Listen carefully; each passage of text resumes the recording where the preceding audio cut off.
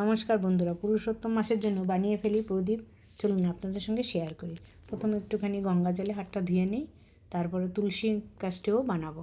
তার জন্য একটু তুলো লাগবে, তারপর কর্পূর নেব, একটু ঘি বা তিল তেল, যেটা আপনার কাছে অ্যাভেলেবেল আছে আপনি সেটা দিয়ে বানাবেন। তুলোটাকে একটু হাতে নিয়ে লম্বা করে একটা বানিয়ে রাখলাম, একটা প্রদীপ তৈরি হয়ে গেল। আর একটুখানি তুলো নিয়ে সেটাকে গোল বল করে রাখবো। এরপর আরেকটু তুলো নিয়ে তুলোটাকে একটুখানি চ্যাপটা করে গোল করে যে বলটা রাখলাম বানিয়েছি, সেটাকে ওটার মাঝখানে বসিয়ে একটু ঘুরিয়ে নিলেই তৈরি হয়ে যাবে আর একটা প্রদীপ। এটাকে আপনি ঘিতে বা তিল তেলে ডুবিয়ে একটুখানি কর্পূর লাগিয়ে ভগবানের জন্য রেডি হয়ে গেল। এরপরে আর একটা বানাবো, সেটাকেও একটু লম্বা করে নেব। আপনার কাছে যে প্রদীপ আছে আপনি সেইগুলো দিয়েই করতে পারেন। এই প্রদীপগুলো একবার দেখিয়ে ধুয়ে আবার ইউজ করতে পারেন, তবে মাটিরটা একবারই ইউজ করবেন। এরপর আর একটু তুলো নেব, তুলো নিয়ে শুকনো তুলসী কাঠটা এটার উপর রেখে একটু ঘুরিয়ে দেবো, বাস এটাও রেডি হয়ে গেল।